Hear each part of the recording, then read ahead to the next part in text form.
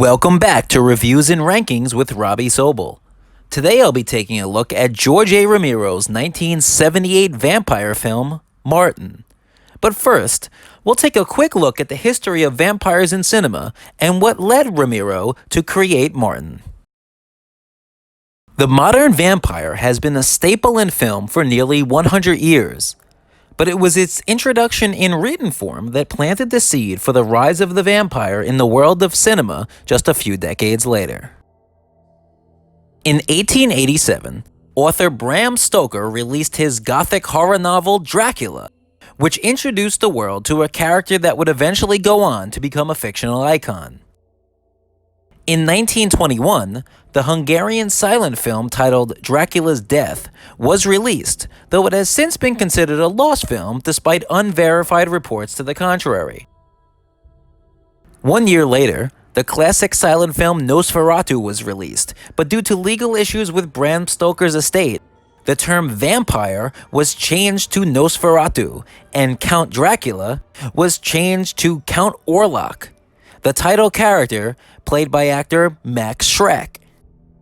It wasn't until nearly a decade later when Dracula was released by Universal Studios in 1931, where audiences finally got to see a live-action adaptation of Count Dracula, with the legendary Bela Lugosi taking on the role.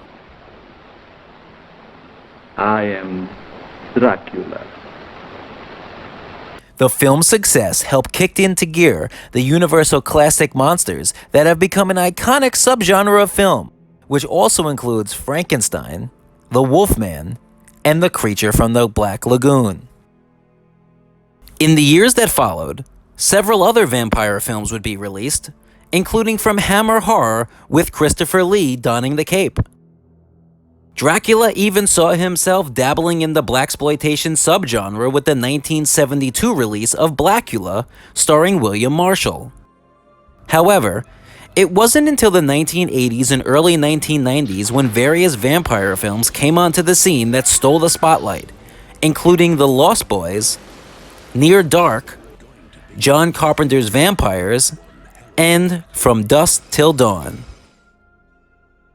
In recent years, vampire films have been sporadically released, including the financially successful but critically panned Twilight series, as well as the underappreciated Dracula Untold, starring Luke Evans. In the middle of the vampire craze, filmmaker George Romero decided to try his hand at the subgenre in the form of Martin. Following the success of his 1968 zombie classic Night of the Living Dead, Romero went on to direct several other genre films, including There's Always Vanilla, Season of the Witch, and The Crazies. The three films received mixed reviews and were not a critical success in comparison to Romero's debut effort.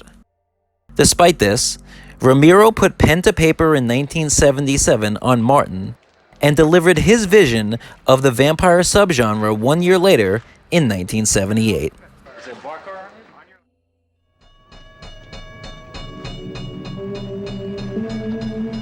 The story opens up as we see a young man, later identified as Martin, played by John Amplas, board an overnight train from Indianapolis to Pittsburgh.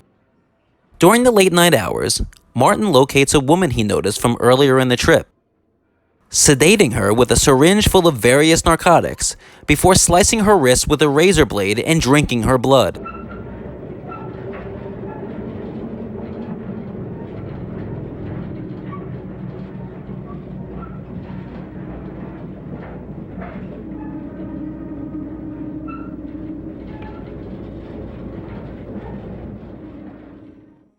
The following morning, the train arrives as Martin is greeted by an older man dressed in white, as he accompanies Martin to an additional train headed to Braddock, Pennsylvania. It is then revealed that Martin's parents had recently died, and the man in white is actually his older cousin named Cuda. Cuda reluctantly agrees to take Martin in, despite being vocal about his intuition that the young man is actually cursed with being a vampire. Nosferatu. First, I will save your soul. Then, I will destroy you. Cuda is a religious Catholic who continuously warns Martin to stay in line, insisting that he is a vampire who must be dealt with in due time. Living with the two is Martin's cousin Christine, played by George Romero's future wife, who was unhappy in her relationship with her boyfriend Arthur, played by special effects wizard Tom Savini.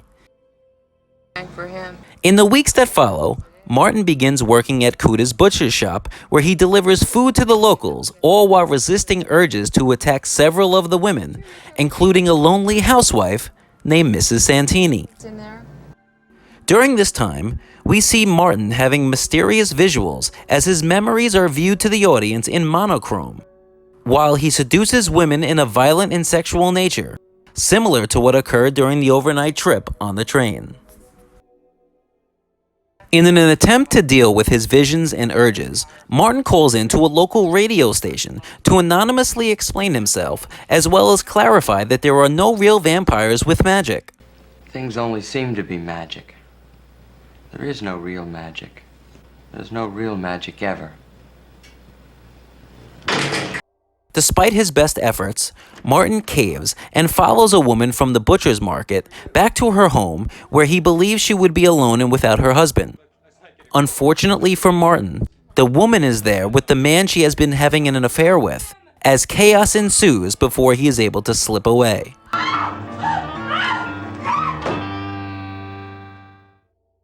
As Martin struggles with his ability to control his violent urges and visions, Cuda's suspicions begin to increase, leading to an emotional and stunning conclusion that solidifies Martin as one of George Romero's most satisfying films, despite leaving whether or not Martin was a magical vampire ambiguous.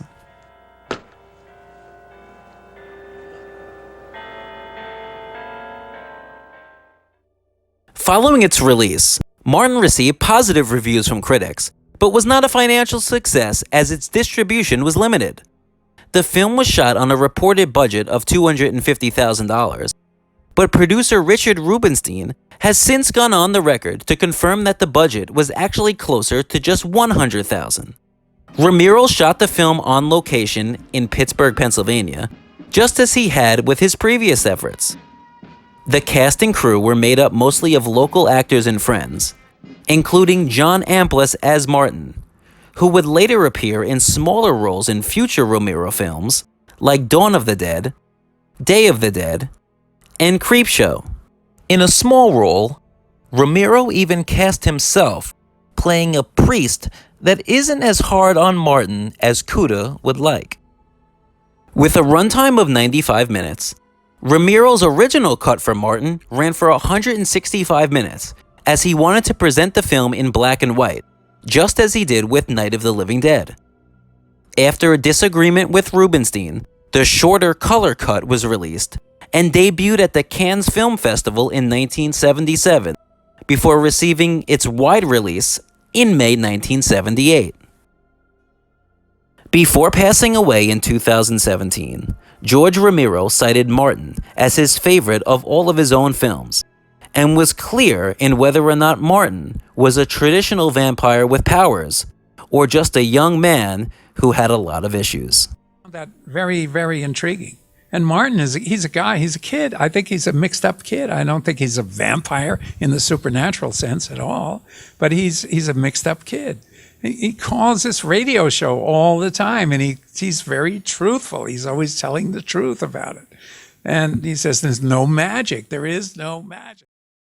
Over 40 years after its release, Martin remains a mostly hidden gem to the general movie-going audience, who unfairly pigeonhole George Romero as only a director of zombie films. Martin currently holds a 90% critic score on Rotten Tomatoes, with a 76% audience score, resulting in a rare instance where critics and fans see eye to eye. Martin is a must-watch for fans of the vampire subgenre, horror lovers, fans of 70s exploitation films, or just fans of good old-fashioned cinema, as George Romero's personal favorite lands with a perfect 5 out of 5-star rating. I hope you enjoyed my review for Martin, but what are your thoughts? Leave them down in the comments below, and if you could, hit the like button and subscribe.